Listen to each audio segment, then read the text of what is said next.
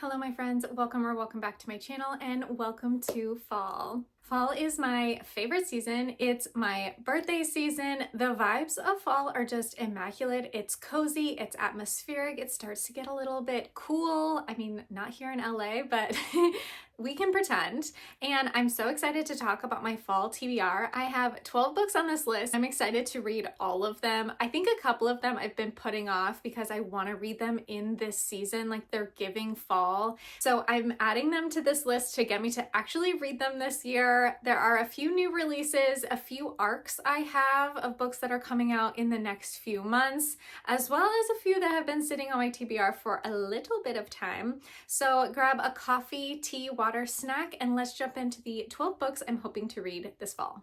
All right, first up we have Good Spirits by B.K. Borison. This is her newest release. It comes out October 21st, and I'm so excited to read this book. I love B.K. Borison. I have loved everything she's written, and I fear that she will just keep getting better and better with each new release. This is part of her new series. I think it's called the Ghosted series. This is book one in a trilogy, and we are following Nolan, who is the ghost of Christmas past, and he has like the best little mustache. I'm so obsessed.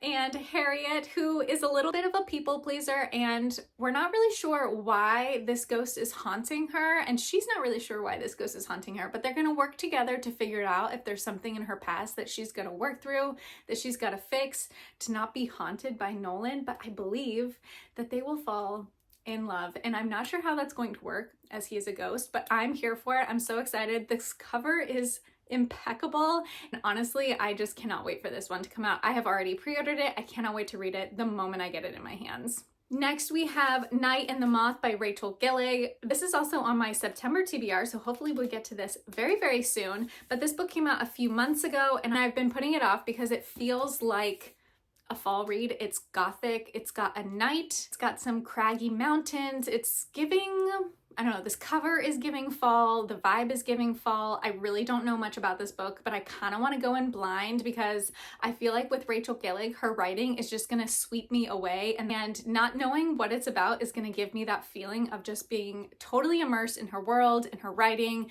in the atmosphere of whatever is happening in this world. And I'm a little nervous because I want to love it, and I feel like I've hyped it up so much in my mind that I'm putting it off because I don't want to be disappointed, but we will definitely be getting to this month. Next is House of Bane and Blood by Alexis Menard, and this one has been on my TBR for a little while. It's on Kindle Unlimited, and when people were talking about it, everyone was raving about this book, so I do have pretty high expectations, just like The Night and the Moth. Quick synopsis says, once I was the most powerful heiress in the city, then the Atanos killed my father and left my family's business empire in ruins. I'll do whatever it takes to get it back. So when the man who destroyed my world offers to pay our debts in exchange for my hand in marriage, I have no choice but to accept. I am just really curious about this world. I believe that they are in the like train empire business, so I think it's giving a little bit of steampunk. It's giving fantasy romance. There's some sort of magic that's happening in this world, so we've got a little bit of a fantasy romance element to this. I'm just curious.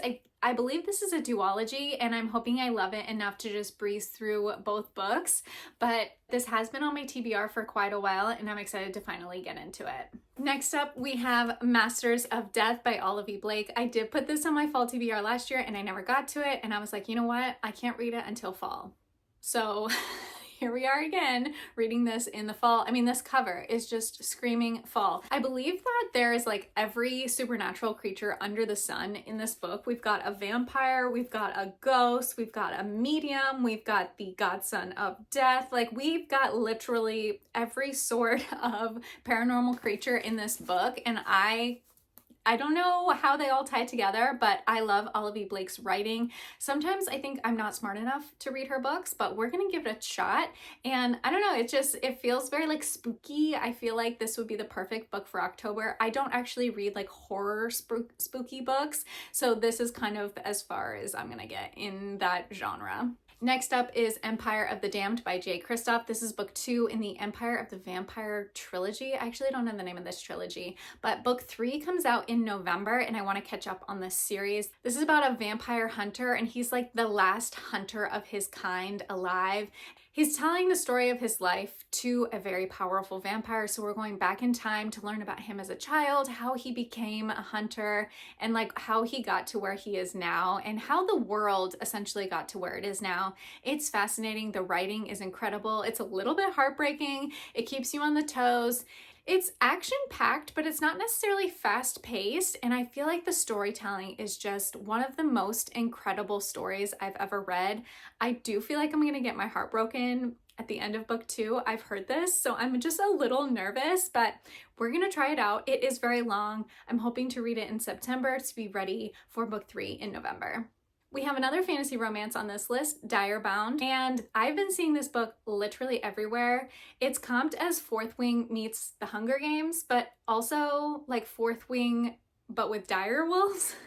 So I'm not sure we're gonna get here, but I think it's gonna be a great time. This book is also incredibly chunky. I do have it on Kindle Unlimited, and I don't always love the KU fantasy romance books that blow up, but I'm cautiously optimistic about this one because I do love Fourth Wing and I do love The Hunger Games, so I'm hoping this comp works for me, and I'm hoping this book is a hit.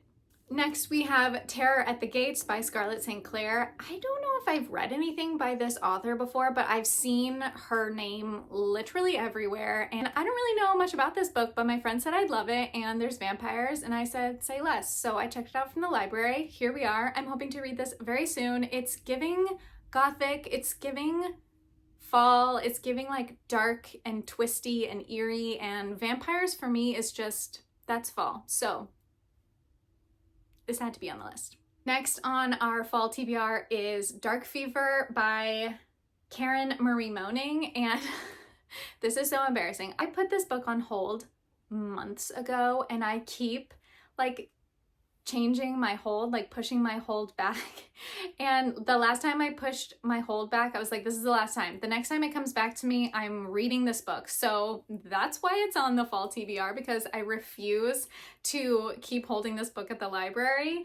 I really don't know much about this book, but it was recommended to me, so I immediately put it on my TBR, as one does when they are a reader. The very brief synopsis says, when her sister is murdered, leaving a single clue to her death, a cryptic message on Mac's cell phone, Mac journeys to Ireland in search of answers. The quest to find her sister's killer draws her into a shadowy realm where nothing is as it seems, where good and evil wear the same treacherously seductive mask. She is soon faced with an even greater challenge, staying alive long enough to learn how to handle a power she had no idea she possessed, a gift that allows her to see beyond the world of man into the dangerous realm of the Fae. Like, that brief synopsis alone has me like, yes, please, I need to read this book. I'm so intrigued. So as I can no longer put this book on hold, it has to be read this season. We have a few other new releases that I would love to read this fall. One is Wild Reverence by Rebecca Ross. I believe this is the prequel to Divine Rivals. It's the god and goddess story, I think. This book just came out. I've been hearing great things about it from people that I trust, so I am cautiously optimistic that I will also like this book. Also, this cover is so stunning. Like, if I love this book enough, I'm going to buy it for my shelves because it's stunning. I cannot wait to get my hands on this. Then we have Fallen City by Adrienne Young. This book comes out in November, I believe. I do have an ARC, which I'm so thankful for. I am very excited about this book. It's giving urban fantasy, which I absolutely love. I do really enjoy Adrienne Young's writing. Spells for Forgetting is like one of my top tier autumn recommendations. If you have not read Spells for Forgetting, go read it.